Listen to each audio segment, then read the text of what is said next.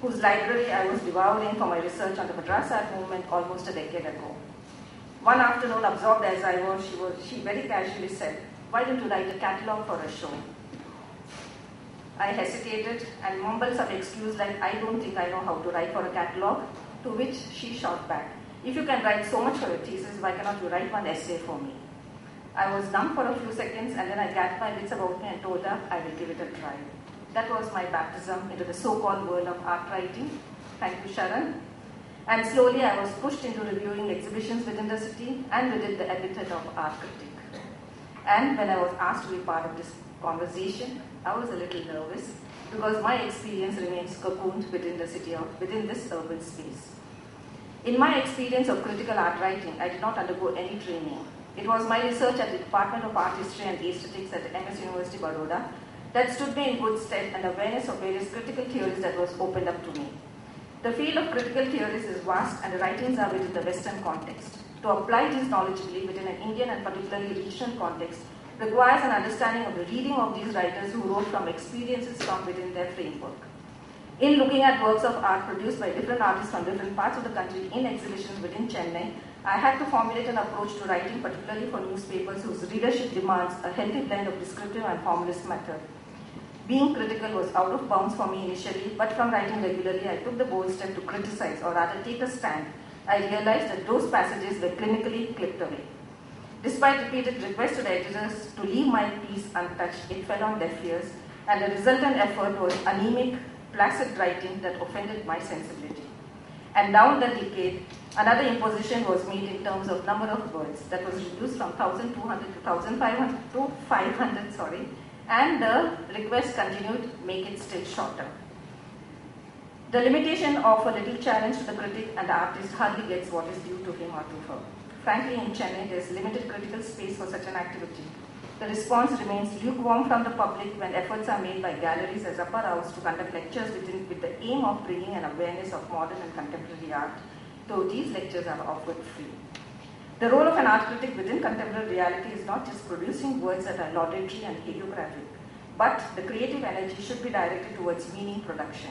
Art criticism as a discipline is fairly young in India, and though art history is moderately established within the Indian academia, there is no institution that offers course on art criticism per se. Baroda Fine Arts faculty offers it at the postgraduate level, and in other institutions it is one of the many courses offered for study. Today, art criticism is not just writing about art through a multidisciplinary perspective.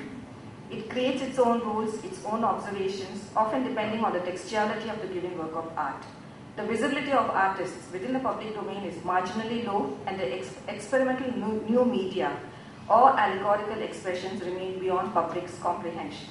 This brings to my mind the scenario of the 60s and the 70s, when artists like K.C.S. Panikar, L. Munuswamy, A.P. Santanaraj, Radappa Naidu, K. Ramanujam, S.G. Vasudev, R.V. Bhaskaran, and many others who passionately created expressions in paint. The understanding and appreciation of their works was limited to a few discerning collectors and members of the foreign embassies. This brings me to the approach adopted in art criticism. Should it be formalist in the Greenbergian tradition, or should it accommodate strands from various disciplines as literary criticism, postmodernism, postcolonialism, psychoanalysis, feminism, post-structuralism, etc.? Depending on the site where art criticism will find its readers as newspapers, magazines, journals, e-magazines, catalogs, the art critic has to formulate the approach accordingly. It has been my experience that newspapers require very descriptive and formalist essays where the emphasis on the description of the painting without any attempt to analyze the voice of the artist that is wrapped in metaphors or symbols. The catalogue essays are mainly laudatory and hagiographic, be commercial, and the intention is to promote the artist's works through glossy reproductions, etc., for sale to collectors and others. In Chennai, the critical space for art and its appreciation is marginal and for various reasons. There is no magazine to provide space for discussion and criticism, both positive and negative. While newspapers who have a conservative approach play it right by taking a neutral posture, taking the liberty if the piece offers any kind of criticism on the works by indiscriminately hacking the piece, exposing the critic in poor light for certain discerning readers. For art criticism to have a meaningful role wherein the art critic can define her or his position, the city requires a good infrastructure in terms of institutional framework as a museum or a national gallery, art pedagogy that would include both artistry and art criticism, journals and magazines, galleries, art leaders, knowledgeable curators, all of which have to be looped in a constructive nexus for an art critic to be productive. Of course, a utopian dream, but no harm in living in a fool's paradise. Today in Chennai, the self-proclaimed curators, who incidentally are the gallery owners, have taken on a new avatar by donning the mantle of a curator. The appellation carrying the arty, fashionable, ostentatious balance have done more harm than good for the artists. Similarly, writing a catalogue piece gives many writers the authority of naming themselves art historians without academic knowledge of traditional art history. Within the present scenario, there is a serious lacunae in critical art writing. It is moving towards verbosity and decorative prose for the critic, offering neither proper analysis nor interpretation of the meaning of artwork produced by its creator. In the art writing today, many critics overlook the need for descriptive, narrative, and formal analysis, which, according to me, is integral to art criticism and is considered as insouciant or dated. For the artist, the process of creation, akin to breathing through his soul, does not attract the required attention from the critic who fails to scrutinize the work intimately. In looking at the work, the critic is establishing some form of empathy or intuitively relating to a work of art. I am aware that not many would agree on this, but for me personally, this methodology has worked well and given insight leading me to research further in terms of critical theories which becomes applicable or relevant. Though a lot of contemporary art writing is disseminated through catalogue essays published with glossary introductions, hardly finds visibility except within the gallery space or with the collectors or auction houses. Have these catalogues been collected by national or regional libraries or art institutions for a wider public or academic reach? As a matter of fact, critical writing should find a space in catalogue essays, since within the country there are no academic journals that could provide a platform for critical debate, dialogue, arguments, and questioning to happen. Newspapers should be left out of this orbit because it is commercial and art writing gets the least priority, that gets the first acts when a last-minute advertisement comes in. The question that pops up for me is, does it make sense to talk about art criticism as a single practice, or is it a number of different activities within different roles? If one has to map art criticism, it will offer itself in different trajectories. As a catalogue essay, the kind commissioned for commercial galleries, or the academic treatise, which exhibits a range of philosophic and cultural references from Bakhtin to Benjamin to Bourdieu? Or is it cultural criticism in which fine art and popular images blend, making art criticism just one flavor in a rich stew? The philosopher's essay, where the author demonstrates the art's allegiance to or deviation from selected philosophic concepts?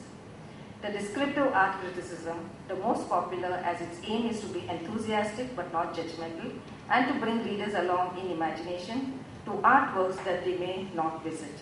And it is also poetic art criticism, in which the writing itself is what counts. Criticism has turned so abruptly from the engaged, passionate, historically informed practice it was before the later 20th century into the huge, massively funded but invisible and voiceless practice it has effectively become. I would like to end with a quote by Thierry de Duvet. Open quotes, he says, "Criticism has no other justification than feeling, which justifies nothing." Thank you. Thanks a lot, Ashok. A very succinct history of criticism and its discontents currently. Abhay, who has faced all of those for the last 9 years about India, will take over and I think explore this further. It's an absolute pleasure and privilege to be here. Thanks to the organizers for inviting me to what looks like a really exciting event. To take off from where Ashrafi left, if I was to frame the significant theme that we are gathered to discuss here, I would like to pose a simple question, which is, what really happens when an image becomes a word? And how are we to understand and appreciate the range of transformations set into place by an act of critically responding to works of art so that it gets enhanced and our contract with life and language and image And all the selves that we possess, social, political, sexual, and what have you,